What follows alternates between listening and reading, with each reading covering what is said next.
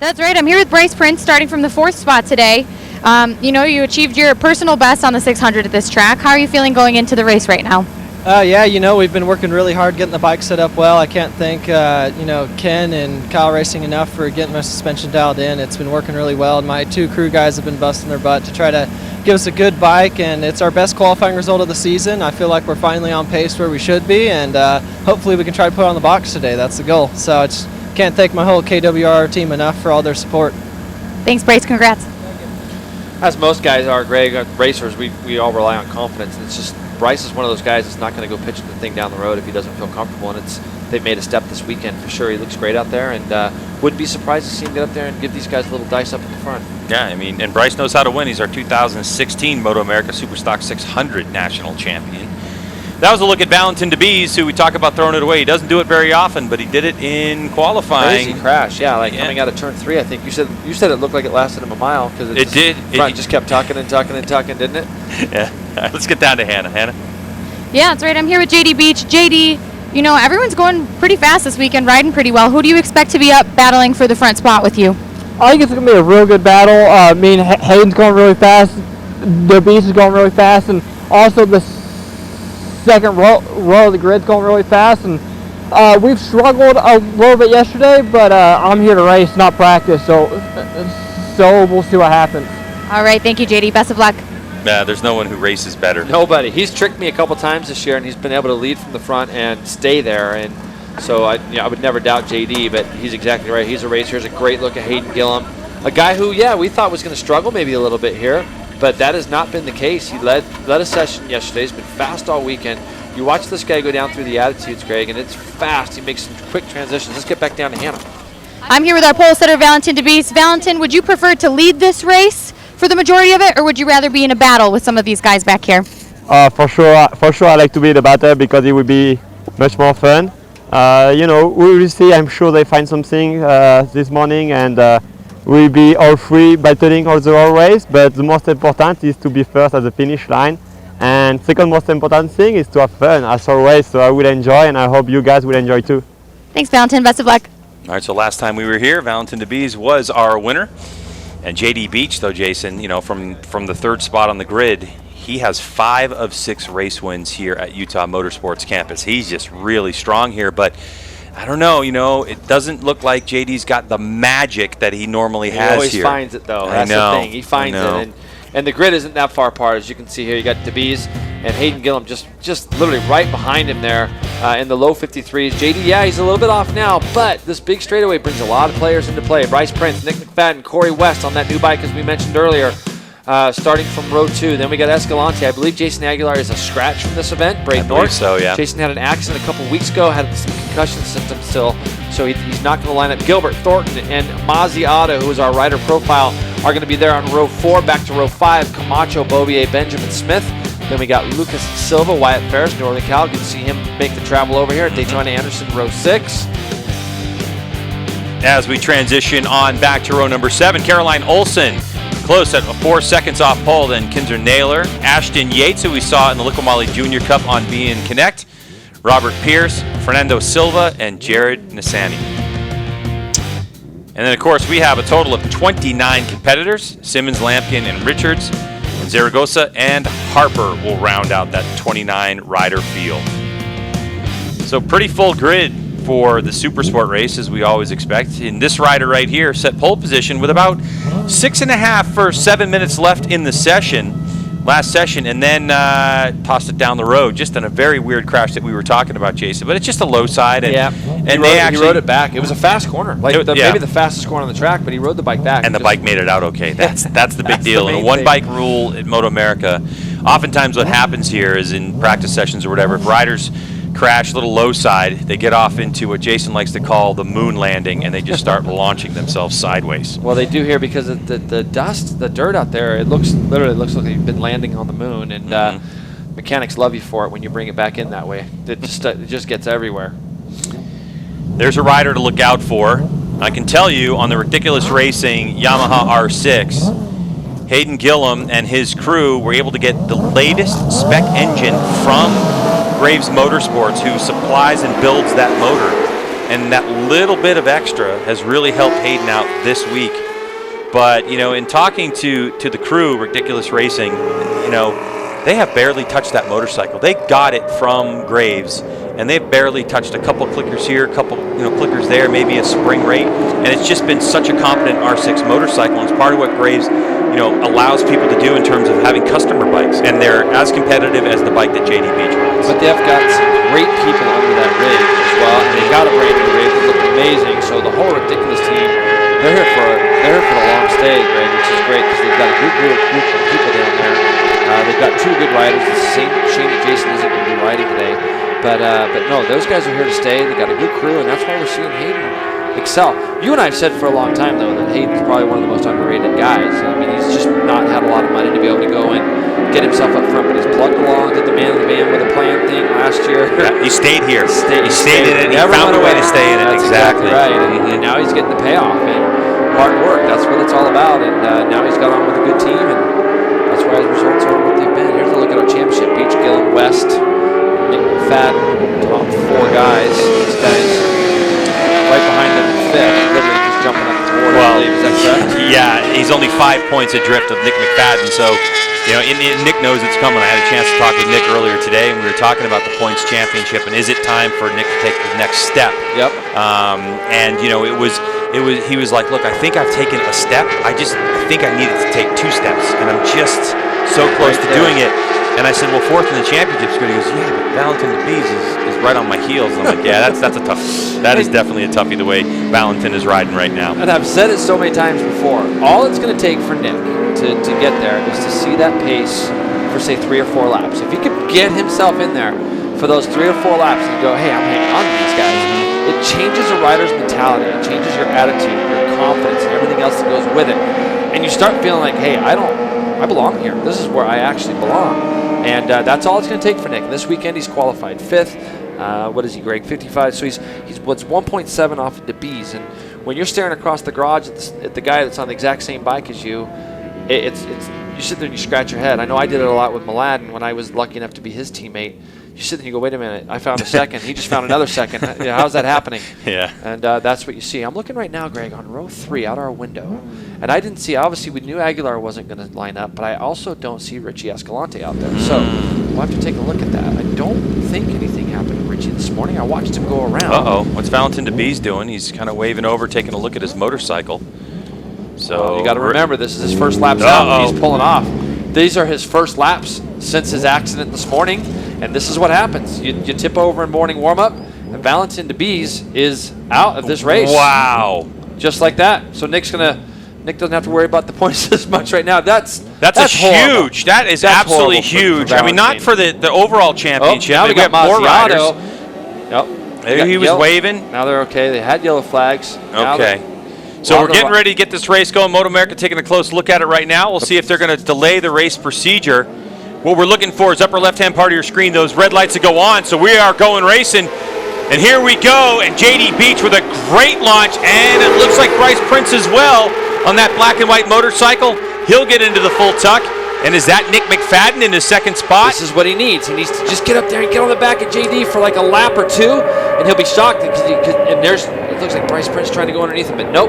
Nick holds him up. There's Hayden Gillum trying to split him, Greg. Yeah, going around the outside. Yep, Bryce. All right, so Nick McFadden there on the 18 bike. That's who we're talking about, M4 Med-Age Suzuki. There's Ridiculous Racing's Hayden Gillum. He's in 3rd spot. JD trying to make a break for it. So, of course, JD saw, Valentin DeBees ride right in front of him and out of the picture. So I'm sure that was a sigh of relief for JD Beach. I mean, listen, his crew chief and that team works really hard. So I'm sure that they tried something. They had a direction to go in this race. But it's Hayden Gillum who really needed that start. He just hasn't had great starts all year. And now the question is, can he reel in JD Beach? I know that looking at split times, Jason, where Hayden Gillum suffers, if anything, is about 1/10 of a second, and that's just between start-finish line and turn number 3. That's it, though. This section here, he is incredibly fast. All down through this is the witchcraft turn. It's a bit of a tricky right-hander, a lot of bumps, but this little section here, the attitudes, what they call the attitudes, he's extremely fast down through here. You can see Corey West got a horrendous start there. He's back there in 7th or 8th. So he's got a lot of work to do. He's behind Mazziato right now. He's trying to do something with him as they head down towards turn 12. And here you are, 11. Yeah, Wes is on the 36 bike, that black and purple machine that you were looking at for the moment. JD Beach leading the way.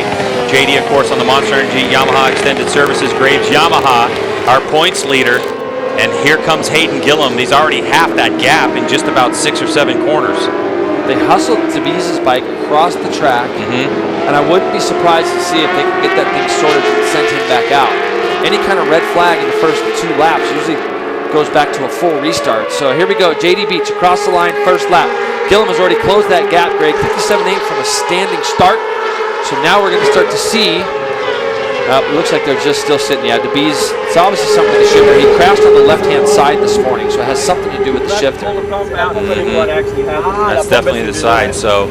Something to do with. And Valentin, you know, that's his mechanic who flies over here from France. They've been hanging out with each other and been friends for many, many years. So this was at the start, and Valentin's looking down saying, nope, sorry, can't go racing.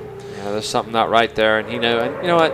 He didn't sit there and wait for them to hold the race or do anything. He just pulled his bike off, which is tremendous on his part. Absolutely. All right, so back up front we go. JD Beach just ahead of Hayden Gillum, Nick McFadden in 3rd. And then you have Bryce Prince Bradenort, the Canadian, in 5th spot. We talked about him going to Buttonwillow and riding in sessions at a track day, 108 degrees. And Mike Pond told me that when he was there, he was dragging, of course. I mean, from Calgary, Canada. And I was like, what's the high usually in Calgary? And, you know, I talked to a couple Canadians. They're like, maybe on the hottest day, 90. You know what I mean? But most of the time in the 80s. So let's get down to Hannah, who has Valentin Debees. I'm sure very disappointed. Okay, I'm sure you are very disappointed right now. Tell us, what happened and what caused you to withdraw before the start of the race. So the problem it's my fault because I crashed this morning trying to make some fast lap, and when you crash, sometimes you have a consequence from the crash, and this is what's happened today. So my mechanic do everything they can to rebuild the bike, but it's really hard to check everything and to make fine all the bike. So disappointed, but there is a race tomorrow. Everybody saw that I was fast during the practice, so it's a race, and I won't give up. Well, thanks, Valentin. We're glad you're okay. I'm sure that M4XR Suzuki team will get that bike ready to go for tomorrow's race for another chance for Valentin. Yeah, absolutely. They certainly will. Owning up to it, isn't it, Greg? Yeah, 100%. Good for him, man. And you put a lot of pressure on your team when you tip over, and Valentin knows that. And one of the cardinal rules as a rider is you just don't want to go out and fall over and warm up or morning practices and things like that. And he unfortunately did that this morning, but they'll figure that thing out. They'll be back for warm up in the morning, and trust me, this guy will be up front. But up in the front, Hayden Gillum did run down JD Beach, 54.3 for Gillum that time by fastest lap, first fast lap of the race. And you see Braden Norton now sliding his way underneath Bryce Prince. Nick McFadden still holding down that 3rd spot. But you can see Corey West is now drawing back in to those other 3 guys. Another guy who also saw Valentin go out.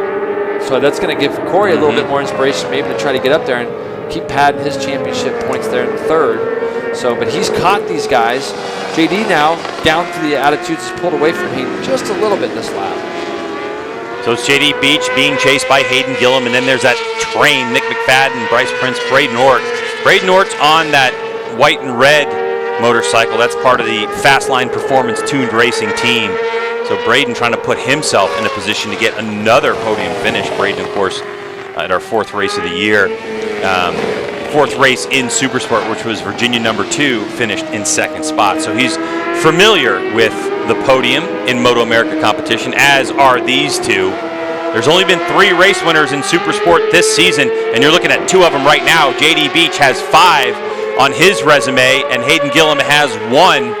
And we thought after the first round, as they swapped 1st and 2nd place position at the first round at Road Atlanta, that this is the way it was going to be all season. But there's been some rough patches for Hayden Gillum, and now they're back on track. So Gillum with a little bit of a sideways slide into turn number 1. JD Beach answering the call. Jason is going to keep a close eye on these splits and lap times as they start to pull away from that battle for 3rd spot. Yeah, the split times tell a big story because you can tell where people are a little bit better than each other. Right now, To me, it looks like Hayden's just kind of pacing JD. And here comes Ashton Yates in the pits. And on another note, I did see Richie Escalante go by. So he might have been starting at the back of the grid for something that we weren't aware of, Greg. So he did go by in 10th. But it looks like Hayden just is kind of, they're 54-4 for both of these riders in the front. Hayden looks like he's riding pretty comfortable to me right this second. So we know JD loves to lead, which is... Loves to lead and set the pace of the race. Right now, McFadden, Ort, Prince, and Corey West are all kind of coming together here, all bunched up. Not to mention, as we look at this... Camacho, too. He's yeah, right JC there. Camacho in the mix. So that's the battle for third we're looking at, right? So 18 is Nick McFadden. And then you have Braden Ort on the 30. 74 is Bryce Prince. Corey West, of course, who's in third in this championship. You know, that story goes back to the beginning of the year when Valentin DeBees wasn't here. Oh, 23. Lucas Silva is tipped over. Turn 5. Very, very slow turn left there. Just looking up on my screen, he just did his fastest split at the first split. So, and then he just tipped over going, looked like in turn 5 there. But you see Hayden just draws up on the back of him. Not to interrupt you there, Greg, but no, it's fine. Hayden just is kind of, look how good his bike turns in there. But here's a the lot thing, more Jay. direct lines. Absolutely. Oh, yeah. Look at him. JD a little wide there. Tries to go underneath them. This is what Hayden, he knows. Oh, they are so close. Hi, buddy. Come on. That's it. These guys know each other pretty well. Yeah, they do. But you see how good Hayden's bike turned in that right-hander? And then he went straight into that left-hander and did the exact same thing again. So a lot of confidence in the front end. Yeah, a lot of confidence in the front end of that motorcycle. Both of them going sideways into turn number 1. It looked like Hayden really had to get on the brakes unexpectedly. He's going to lose a couple of bike lengths there. I think Hayden could have carried more momentum into that corner, but JD parked him. This is the thing, though, as I'm thinking about it. Look, go to the replay, Jay. Let's talk about this. It all started back on the right-hander. Hayden got such a good drive out of that right because he's able to keep his bike down on the bottom of the track. JD opened that up a little bit, but look at this. This is good stuff. These guys have done this so many times together on dirt trackers and backyards and everywhere else. On bicycles. Yeah. So those guys know all about it. Even Chuck's having a little bit of a laugh about it. Yeah. John Ethel, too. Chuck sitting on top of that toolbox there. John Ethel, his crew chief, was right in the middle of the screen. That's for JD Beach.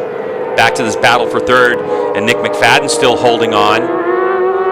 Setting the pace on that M4 Med-Age Suzuki. I heard somebody go down. Yeah, me too. I can hear right it in front of our screen. That's going to be there Camacho. Goes. Yeah. That's going to be JC Camacho. I heard it. You could hear it, couldn't you, on the screen? There's Richie Escalante. He's making some big moves coming from the back.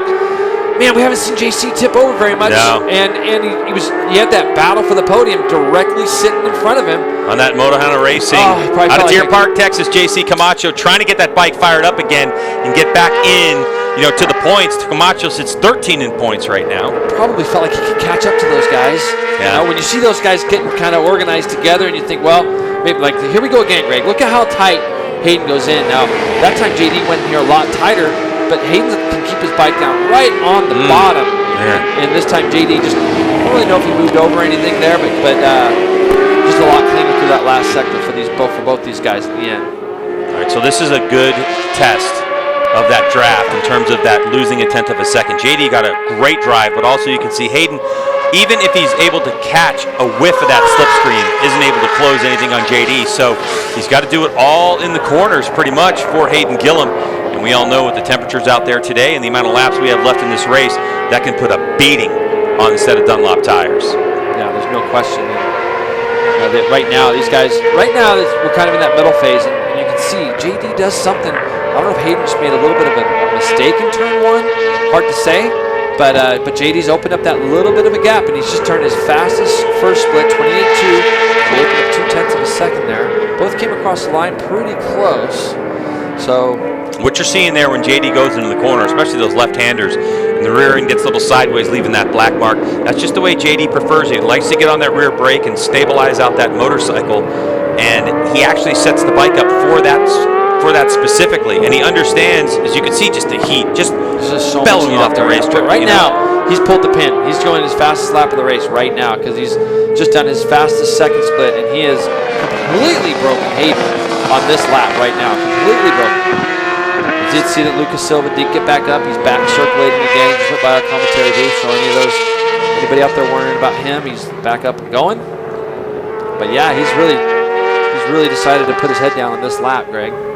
And this is what practice is all about. When these guys are practicing during the weekend, they'll go out and do long runs, and they'll know what they can expect from the tire on the 6th lap, 7th lap, 8th lap, whatever it is.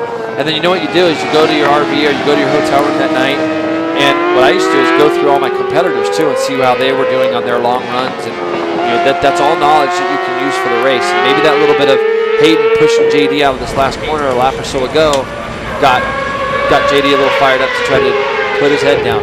54.2 to a 54.7 that lap by, and you can see in the background Corey West. Bryce Prince, I believe, is it? Or is it Corey West? It is Corey West. Good call, Greg. Yeah, I think it's Corey. Corey West has now jumped himself up into third. Oh, JD's in there deep. He was in there deep. Look at these guys battling here. Nick McFadden goes back up to the front of that group. It's good for Nick. He's in that little battle for podium now.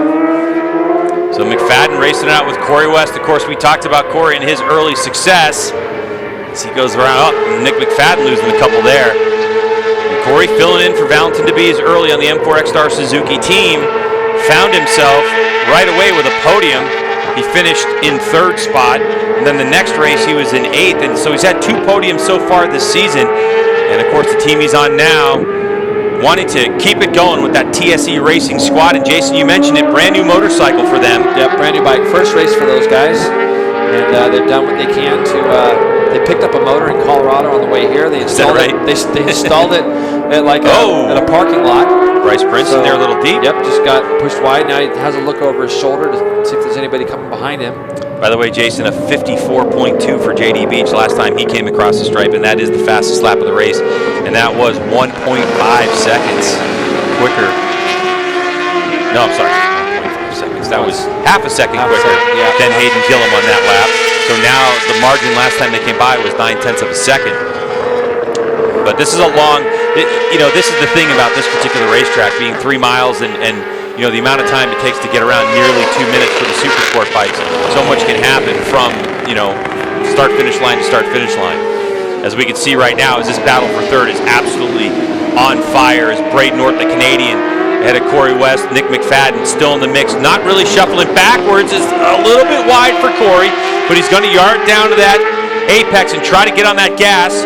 So it's Yamaha, and Suzuki going after it with another Yamaha right behind them. Yamaha, Braden North's bike is fast. Yeah, because none of those guys behind him could draft him down that front straightaway. Nick McFadden goes past Corey West as they head off into turn 1. Bryce Prince just kind of draws back up on him, but those 2 bikes behind had nothing for Braden North down that big fast front straightaway. Battle for third. Number 30 is Braden North out of Canada. Then you have 36, Corey West out of Eureka Springs, Arkansas on the TSE Racing machine. You have Nick McFadden out of, now you might have heard of it, Owensboro, Kentucky. Oh yeah. Then you have Bryce Prince back there on the 74 out of California. Prince tries to make a move on the inside of McFadden as McFadden left the door wide open. I know we got 7 laps to go, but I'm looking behind these guys. Rich Escalante is coming. He is. Yeah, sure do. He's come from the last row, and he's routinely right now about half a second or more quicker, just a little bit quicker than these guys. And I don't know if he's going to have enough time, obviously, but he's definitely on the charge. Escalante's back there on that silver motorcycle, number 54. That's Quicksilver Lexington Hudson Motorcycles machine. And of course, Escalante out of Mexico City, Mexico. So he is trying to charge, close the gap up to this group, and settle it all out for third spot. As we have JD Beach and Gil Corey right down to the apex there. Not scared, is he? Nope. He just drove right down to the apex, and it's a hard pass, that one. It's a little off camera in the middle. You can see Braden coming right back at it. Late on the brakes, Corey. That's a signature move of his over his race career. Yep, absolutely. Look how straight and direct line he just turned right into that. And that's what I saw Valentin doing a lot over the last day or so. And Corey waits a little bit long to get the bike turned in this last turn. Let's see if these guys can do anything with him drafting down that front straight. Yeah, especially the speed of Braden's bike last time bike by. Is so fast. I can already see he's drawing up on the back of it now. Braden, or number 30, comes out of the draft, and he will take over that third spot. Bryce Prince looked like he was trying to make a move, but they're going to be real close, and Prince. So Corey kind of snatched that brake lever a little bit harder than normal. Corey early this morning was running really wide into turn 1. I was down there watching the turn 1 this morning. And bumpy down there. Yeah, it was really bumpy. He was trying a different front tire, trying the medium, and it just wasn't turning the way he wanted to. So now it looks like he's pulling the lever on just to get the bike stopped and turning. You see he's fast as all these next little 2 lefts after that. Bryce Prince having a look. There goes Corey again. just going straight to the inside. Maybe he feels like if he can lead a full lap through this infield, he can maybe get away from these guys. See, I'm telling you, he's going to have to break away a lot, though, isn't he? Absolutely. Yeah. This race, though, was from the last corner to turn number 2. Braden Norton would be world champion. Yeah. I mean, he gets like such a big gap. Yep. But then it's that little section as Corey takes a look over his shoulder and sees how many people are back there, you know? And by the way, here comes Escalante. He slows up a little bit more. Escalante last lap. That's a 56.9, 56.5 for Corey West. So it was anywhere from half a second to a full second quicker than the guys that are coming up behind him. You see the left part of your screen is our graphic. You have JD Beach leading the way 1.6 seconds ahead of Hayden Gillum. And then this battle as West is leading Ort, Prince, and McFadden with Richie Escalante in no man's land, kind of on his own, chipping away at these riders right now. Nearly just about a second quicker, like Jason said. So although it's fun and these riders are battling it out, and of course it makes the race seem very fast, you know, when you're out there riding, all of a sudden this 4 might turn to 5 really quickly. Look at Nick McFadden. Nick's still there. Still there. It'd be good to see if we can get in the draft of these 3 Yamahas and do anything with them at all, because right now I'm not seeing anything that kind of indicates that. All right, so Corey West, he's a little bit deeper down the straightaway before Ort pulls out in that one. He'll make note of that, Jason, right? I mean, that's one of those things where you say, okay, wait a second, last time by. So let's see the speed of Ort through 1 and into 2.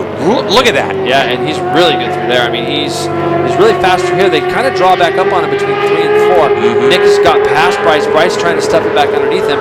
Want to be careful because they don't want to create a big gap. And these guys keep infighting, and it's going to bring Escalante in the background. We were looking at the same thing. We were. I was just getting ready to say it's going to bring Escalante into the mix. These guys keep battling each other like this. That one made me flinch in my seat. Escalante getting a little sideways there. Wonder how it felt for him, but because he is on the move, and at this point for Escalante, who's just off there, the back part of your screen, he'll be coming into frame right about there. He is. Yep. On the 54, and you know, when riders are 6.2 last lap for him. So when they're this close, Jason, sometimes you get a little bit aggressive on that throttle, trying to make up some time too quickly. You just wish that they could just give you a few more laps when you're in Escalante's case, but he's still coming. Like he still has time, right? I mean, he's essentially got 5 laps to go, 4.5 laps to go now, and these guys up front, it was 1 second a lap ago. It's gone to 1.4. What's strange about that is that 54.7 last time by for Gillum, 54.9 for JD. That's sorry, it was 1.6 the lap before. Now down to 1.4. Because I saw it just a second, then maybe a couple of laps ago. I saw 1.0 is what I saw. So it's been going back and forth on this one, and you know, with the lap being this long, the only time, unless you look back, which we've seen some riders do, the only bit of information you get is when you come onto the front straightaway and you get that pit board. Yep. Corey West got by again. He's got through again somewhere. But he's just doesn't really have the legs right now down the straightaway, it doesn't appear. You can hear those Yamaha R6s absolutely screaming at high RPM. Or pulls out of the draft. Into turn 1 he goes. Corey must be. Where's he going? What is going on right now? Where's he going right now? A little closer, but yeah, you're right. Corey just doesn't seem comfortable with getting that bike right down to the apex. Yeah. But he's a lot closer than he's been. Yeah, he's a lot closer now. This is a little bit of the section where he's pretty fast at anyways. See if Corey's going to make a big move here. Oh, it's processional. Lost a little bit, a couple of bike lengths, but again, sometimes just the way you ride the bike, you know, maybe more corner speed for Ort, and Corey likes to just kind of square it up more and get on the gas earlier. Downshifting through the gearbox, on the brakes is Corey, and he makes a good move there. 56 flat again for the silver bike coming up behind these guys. He's going to catch it, Greg. I think if he can just keep plugging these laps, he's literally consistently in the 56 flat range. So, and on that last lap, we're back down to a second at the front again. 54.6 for Gillum, 55.0 for JD Beach. But these 4 guys, they just keep kind of fighting each other a little bit. And in about 4 laps, you're going to have another person join them. About 4.5 laps remaining in this Supersport race. We are watching the battle for 3rd spot as Corey West leads the way on the 36. Behind him, Braden Ort on the 30.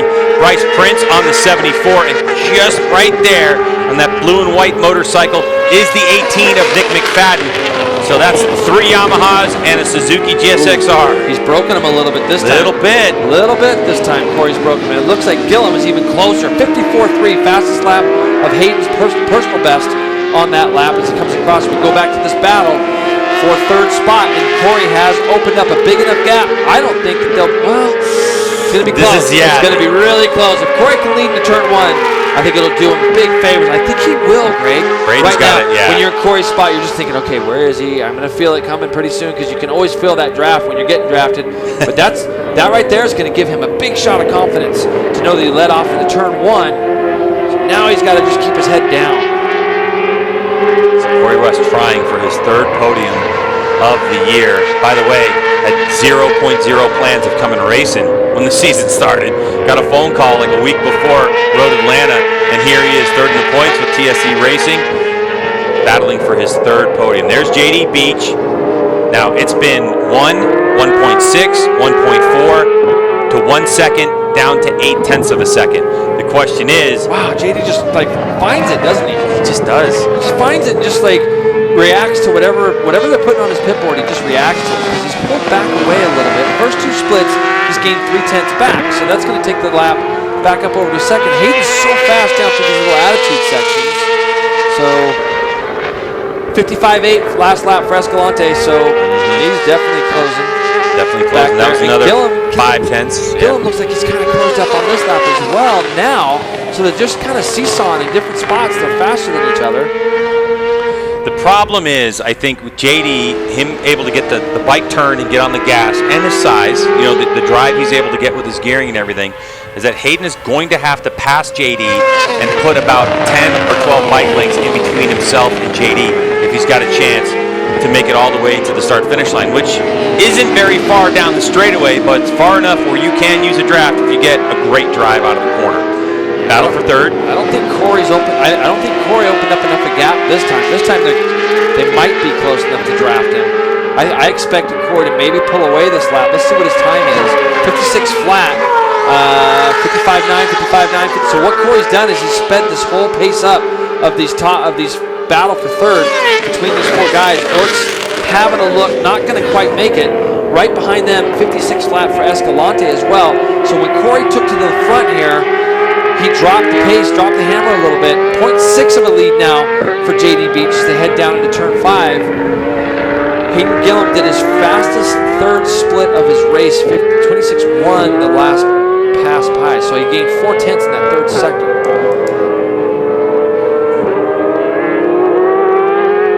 Just looking so good on that motorcycle is Hayden Gillum, especially the way it turns and he's able to get it to those apexes. The question is, this late in the race, who's got any tires? So if Hayden's able to close right back on the back of JD Beach and throw him a shot, is JD going to be able to fight back? I don't know. You're talking about what we've seen, Jason. Oh, rider down. It's about Pierce is down. Robert's Not down. Sure where that is. Bike off the racetrack, which is good. Down turn 14. Yep.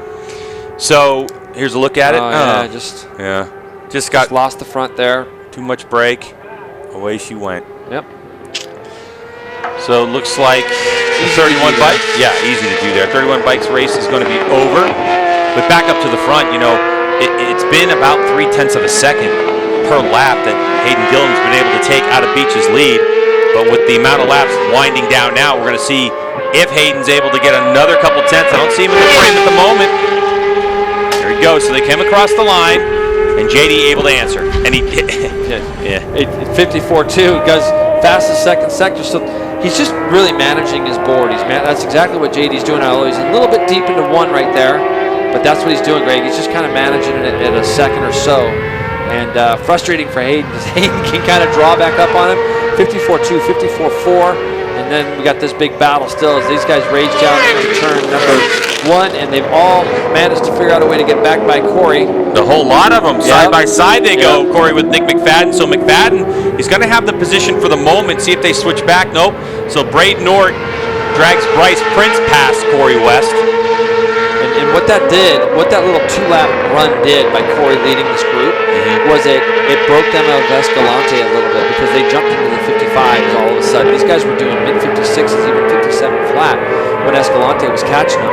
And now Corey again going to work, trying to get up underneath Bryce Prince. He's going to maybe succeed with that, is he? Yeah, he's going to get by Bryce. Where was that room? And now he's going to probably try to do something with Braden here. Either in the attitudes or the next left-hander after the Attitudes. Oh, so tight right through there. So McFadden, though, putting on a good show. This is definitely a race he needs to be in. I mean, he wants to make the next jump and wants to race with J.D. Beach and Hayden Gillim, but first things first. You got to be able to get up front of this group and bring it home and put it on the podium after the exit of his teammate, Valentin DeBees, before the race even started. So to carry the flag for the M4 Med-Age Suzuki team, and that this would be a great result if McFadden could find a way to put it on the podium. And Gillim has found a way to kind of respond again. And this guy's right now with Corey. Corey's so fast through the last sector of this session, or this part of the track. But you can see Hayden kind of back on 0.7 that time as they went across the line. Last lap, Greg, final lap. This is it. So 0.7 of a second, the lead for J.D. Beach. This is the battle we're really focused on, the battle for third, the final step on the podium. Can Corey West do it again? Can Braden Orr get on the box again? Can Nick McFadden get his first? And what about Bryce Prince?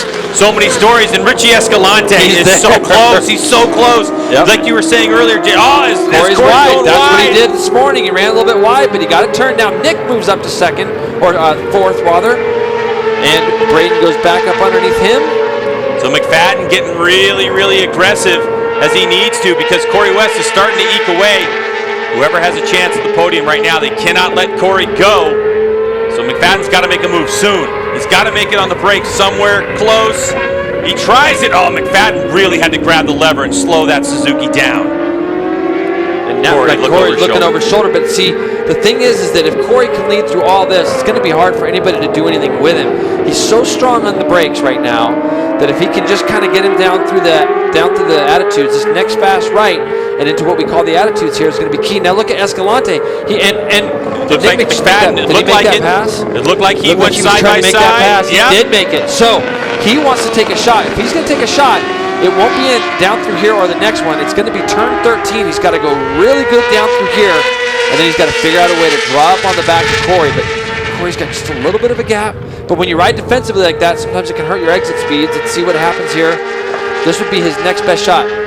Here comes J.D. Beach out of the final corner. He'll take the checkered flag and the win here at Utah Motorsports Campus. 1.3 seconds over Hayden Gillim. And then that battle for third spot as Corey West has started to pull out a little bit. Nick McFadden trying to put himself in a position to close up on West as the final corners of this racetrack, they come off the final turn. Corey West with his head underneath the bubble, and he will take third spot. Nick McFadden in fourth. Braden Orr in fifth spot, Bryce Prince in sixth, and just back there, Richie Escalante, Jason, in seventh spot and set his personal best fastest lap of the race, 55.8 for Escalante, and he will finish 0.7 of a second off. And just adding it all up, it's probably 1.3 off of third spot for Escalante. Man, that's got to be a great race. In one way satisfying, in another way disappointing. Yeah, 2 more laps, and Escalante might have been standing on the podium. That's exactly right. No, he was coming the whole race. So we're going to have to get to the bottom of why he started so far back and figure that out and let everybody know tomorrow what the problem was there. Hats off to J.D. Beach. His 6th race win of the season. He hasn't finished below second spot. He's got 6 wins and 2 second place finishes. Hayden Gillim back on the podium as well. So that is for Hayden Gillim. That's going to be his 4th podium in a row. But he hasn't seen second spot since our 3rd race of the season, which was Virginia at number 1. So Hayden Gillim back now in the flow. Kind of makes you think, though, in a way, Jason, doesn't it? What could have been if Valentin DeBees had not had that problem before the race started? Well, we'd have had 3 guys up there is what would have happened. And I think that we would have seen if the pace would have pushed down into the 53s like we had seen Valentin do in qualifying, as well as Gillim. Gillim went 53.7 or 53.5, but it's a lot hotter right now than it was during qualifying, quite a bit hotter. So to go 54.2 for JD is still tremendously fast. This guy's got to be happy. He gets on another third bike of the year he's ridden. Corey. Yeah. So he started on a Suzuki, obviously, and then he went to an older version of an R6. Now he's on a newer version. And hats off to that TSE crew. I mean, wow, getting this bike podium worthy from picking up a motor a couple days ago on their way here is pretty impressive. That's exactly what they did too. And Scotty and Megan worked really hard. They got a great group of people down there at TSE. So really good to see those guys back up on the podium. And Corey just keeps proving his worth. So you can see the bottom part of your screen, Beach, Gillum, and West on that podium. Nick McFadden just off there. Man, he really could have used that podium, but he showed a lot of grit and making passes on that last lap. Ray Nord, of course, learning quite a bit as well. Mike Pond and his team, and talking to the Fast Line Performance Tuned Racing team, talking about what they want to do for next season, possibly have 2 semis, one just for the Lickwally Junior Cup, and then possibly keep Braden in that team on a 600. Here's that replay of some of the passing that we saw in this race that was so incredible. Just carried a lot of roll speed through Witchcraft, and it was able to put him up underneath Braden as he went into turn number into the attitudes there. So Corey's just right now, I think we know where the deficiency is compared to Braden's bike. He's not quite getting down the front straightaway as quick. Braden's bike looked really fast down there, Greg. So we'll see what the TSC guys can come up with overnight. And it looks like they got a good handling motorcycle. They sure do. We're going to take commercial break. When we come back, we'll find out how that race was for JD Beach.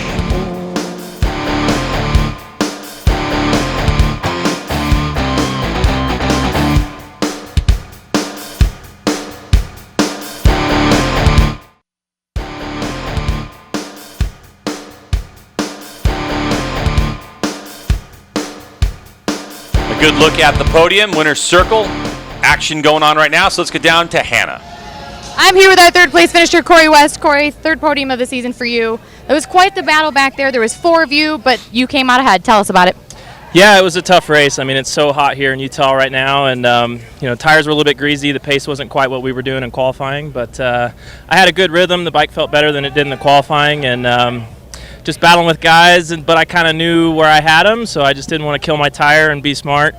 Their bikes were a little quicker, but I was definitely stronger in some places. So, man, the TSE guys, they've never gotten a pro podium, so this is awesome. Big shout out to those guys. GP Tech helped us out huge this weekend, and MoTool for stepping on board. Congratulations. Thank you so much, Corey. Thank you. No, that's great to see, and somebody needs to get down and tell him he went quicker than he did in qualifying. He did. 55.1 is no joke, so he was about 9/10 off the best time of the race by JD Beach, but tremendous effort for the TSC racing crew and getting their first pro podium here at MotoAmerica on a bike that is brand new. So I think when we go to places like Pittsburgh and even Sonoma coming up next, that'll be a good place for Corey. You can see the whole team down there. Everybody's stoked to get that podium. People coming out, camping, enjoying the beautiful, spectacular weather and wind here in the Tuella Valley. Let's get back down to Hannah, who was our second place finisher. I'm here with Hayden. Hayden, I couldn't help but notice you seemed a little bit disappointed while you were taking your helmet off. You couldn't quite keep up with JD, but still a second place podium for you. Tell us about how you're feeling right now. Oh, yeah. It was still an awesome race. Start again let me down. Had a little work to do, and then whenever I got up to him, I tried one move, but couldn't make it stick. He's going quick, and he's got me in a couple spots. I've got him in a couple other spots, so it's disappointing that I was right there that close for a win. And then, we got tomorrow. Tomorrow, sure, Valentin will be out there battling with us too, so it'll be a 3-way fight tomorrow, and hopefully I can get a better start because I'm killing myself out there. You started to catch up to JD a little bit toward the end there. Where were you able to find some time? Yeah, I kind of chilled out a little bit after he got back in front, and he put his head down and went quick, and he got a nice little gap, and then I had to really do everything I could just to get back up to him. But his bike's working really good. He's got a rocket ship.